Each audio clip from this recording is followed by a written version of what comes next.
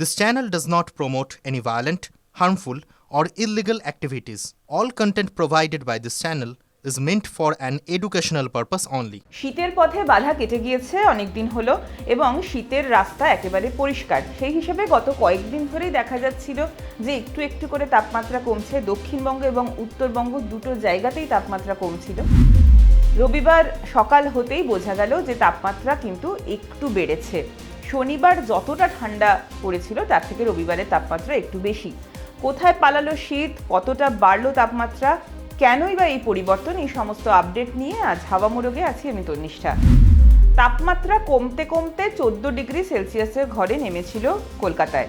কলকাতা শহরে তাপমাত্রা 14-র আশেপাশেই ঘোরাফেরা করছিল। এরপর শনিবারও 15 ডিগ্রির ঘরে ছিল তাপমাত্রা, 15.4 ডিগ্রি ছিল সর্বনিম্ন তাপমাত্রা। কিন্তু রবিবার সেটা একলফে হয়ে গেল 15.8 ডিগ্রি সেলসিয়াস। এই তাপমাত্রা কেন বাড়লো এর কারণ হিসেবে আবহাওয়াবিদরা জানাচ্ছেন যে ঝঞ্ঝা তৈরি হয়েছে, পশ্চিমী ঝঞ্ঝা। তার জন্যই শীতের পথে একটা হালকা বাধা এসেছে এবং সেটা কোথায় তৈরি হয়েছে? উত্তর পশ্চিম ভারতে একটি ঝঞ্ঝা তৈরি হয়েছে উত্তর পশ্চিম ভারতে, এবং অপর একটি পশ্চিমী ঝঞ্ঝা এবং ঘূর্ণাবর্ত অবস্থান করছে পাকিস্তান ঘেঁষা জম্মু কাশ্মীরে। সেই দুটি ঝঞ্ঝার কারণে কিন্তু শীতল হাওয়ার পথে একটা বাধা তৈরি হয়েছে, যার ফলে তাপমাত্রা সামান্য বেড়েছে। তবে খুব বেশি পরিবর্তন হবে না বলেই জানানো হয়েছে আলিপুর আবহাওয়া দপ্তরের তরফে। কলকাতার তাপমাত্রা আগামী কয়েকদিনের মধ্যে 2 থেকে 3 ডিগ্রি সেলসিয়াসের মধ্যে ওঠানামা করবে সর্বনিম্ন তাপমাত্রা, এরকমটাই জানানো হয়েছে। আর পশ্চিমের জেলা অর্থাৎ বাঁকুড়া, পুরুলিয়া, ঝাড়গ্রাম, সবসময় যেখানে পারদ কিছুটা কম থাকে কলকাতার থেকে, সেখানে তাপমাত্রা 11 থেকে 13 ডিগ্রি সেলসিয়াসের মধ্যে ঘোরাফেরা করবে। আগামী 7 দিন মোটামুটিভাবে একই রকম থাকবে তাপমাত্রা এবং পশ্চিমের জেলাগুলিতে প্রবল কুয়াশা পড়ার একটা সম্ভাবনা রয়েছে। এরপর আসি উপকূলবর্তী জেলাগুলোর দিকে।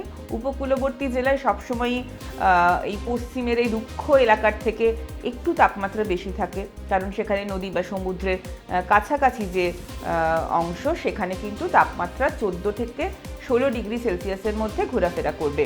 শুষ্ক আবহাওয়া থাকবে, কোথাও বৃষ্টির কোনো সম্ভাবনার কথা এখনো পর্যন্ত জানানো হয়নি। তবে দক্ষিণবঙ্গে তাপমাত্রা সামান্য বাড়লেও উত্তরবঙ্গে কিন্তু পারদপতন জারি রয়েছে। এটা গত কয়েকদিন ধরেই আমরা দেখছি যে দার্জিলিংয়ের তাপমাত্রা 5-6 ডিগ্রির ঘরে ঘোরাফেরা করছিল। ফলে যারা শীতপ্রেমী, যারা বরফ ভালোবাসেন, যারা উত্তরবঙ্গে বেড়াতে যেতে পছন্দ করেন, তাদের জন্য কিন্তু একেবারে আদর্শ আবহাওয়া। এখনও সেই তাপমাত্রায় বজায় আছে এবং সেখানে যে জমিয়ে ঠান্ডা পড়বে তেমনটাই পূর্বাভাসে জানানো হয়েছে। আর রবিবার যে আপডেট এসেছে সেখানে জানা যাচ্ছে যে পার্বত্য জেলাগুলোর মধ্যে আমরা কালিম্পংকে বলি, সেই কালিম্পংয়ের থেকেও বেশি ঠান্ডা থাকছে কোচবিহার, আলিপুরদুয়ারের মতো জেলায়। কালিম্পংয়ে যেখানে তাপমাত্রা 11 ডিগ্রি সেলসিয়াস সর্বনিম্ন তাপমাত্রা, সেখানে কোচবিহার, আলিপুরদুয়ারের সর্বনিম্ন তাপমাত্রা 9 ডিগ্রি সেলসিয়াসের ঘরে নেমেছে এবং জলপাইগুড়ির তাপমাত্রা 11.1 ডিগ্রি সেলসিয়াস। এই উত্তরবঙ্গের সমস্ত জেলাগুলিতেই কুয়াশার প্রবল সম্ভাবনা রয়েছে।